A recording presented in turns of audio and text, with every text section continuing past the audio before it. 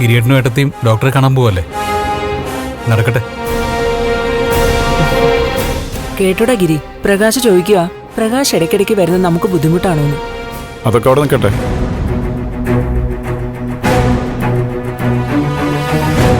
Parole കുറച്ചു ദിവസം കൂടെ ഉള്ളൂന്നല്ലേ നീ പറഞ്ഞിരുന്നത്? ഈശ്വരാനുഗ്രഹം എന്നല്ലാതെ എന്ത് പറയാൻ. പരോളിന് ഒരു എക്സ്റ്റൻഷൻ കിട്ടി.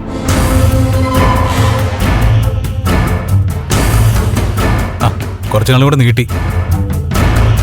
എന്തായാലും വിഷമിക്കണ്ട ഗിരിയേട്ടാ, ഇനി ഒരിക്കൽ കൂടി ഞാൻ വരില്ല.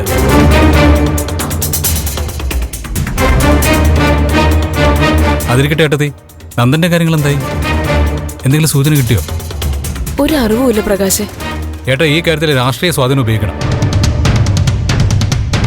അല്ലെങ്കിൽ തന്നെ ദേവിക MLA അല്ലേ, ആ രീതിയിലൊരു സ്വാധീനം ചെലുത്തണം.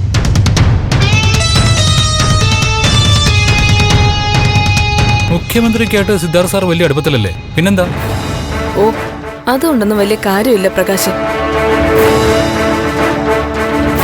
പ്രകാശേ, അതൊക്കെ അവര് ചെയ്തോളും. ഞങ്ങളെ സമാധാനമായിട്ട് കഴിയുന്നവരാ. ഇതിനിടയിൽ ഓരോന്ന് പറഞ്ഞ് പ്രശ്നങ്ങൾ ഉണ്ടാക്കല്ലേ. ഞാൻ സത്യമായിട്ടും പറയുക ഗിരിയേട്ടാ, നന്ദന്റെ കേസ് ഇങ്ങനെ ഉഴപ്പ് വിടരുത്. ഞാൻ പറഞ്ഞില്ലേ, കുറച്ച് ദിവസം കൂടെ ഉള്ളു എനിക്ക് പരോളി തീരാൻ. അല്ലായിരുന്നെങ്കിൽ ഞാൻ മുന്നിൽ നിന്ന് നന്ദനെ കണ്ടുപിടിച്ചത്.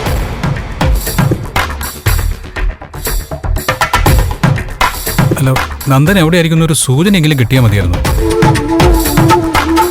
ഒന്നും അറിയില്ല പ്രകാശ്.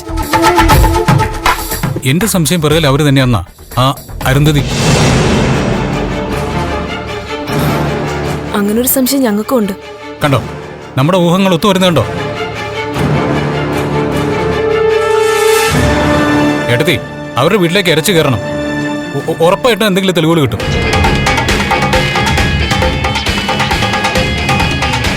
നന്ദൻ എവിടെയാണെന്ന് അവരെ കൊണ്ട് പറയിപ്പിക്കാനും പറ്റും. ഗിരി, പ്രകാശ് പറയുന്ന പോലെ നോക്കാം. പ്രകാശ് പറയുന്ന കേട്ടപ്പോ ഒക്കെ അവരുടെ പ്ലാനുകളാണെന്ന് തോന്നുന്നത്.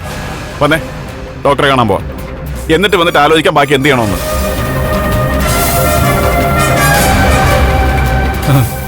ഗിരിയേട്ടനെ ദേഷ്യം വന്ന് തുടങ്ങി.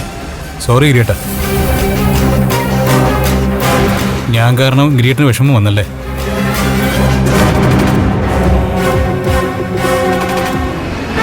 നന്ദൻ ഗിരിയേട്ടന്റെ അളിയനല്ലെന്ന് വെച്ചിട്ടാ എന്റെ പൊട്ടപതിക്ക് തോന്നുന്ന കാര്യങ്ങൾ ഞാനിങ്ങനെ വിളിച്ചു പറയുന്നത്.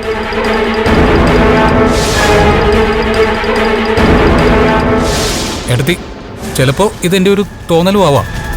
അല്ല, പ്രകാശ് പറഞ്ഞ സത്യം. ഗിരിക്ക് ഇഷ്ടാവില്ലെന്ന് വെച്ചല്ലേ പ്രകാശ് ഇപ്പൊ മാറ്റി പറയുന്നത്. രജനി, അവിടെ ദേവികയും സിദ്ധാർത്ഥ സാറും ഒക്കെ അന്വേഷിക്കുന്നുണ്ട്. അവര് കണ്ടുപിടിച്ചോളും.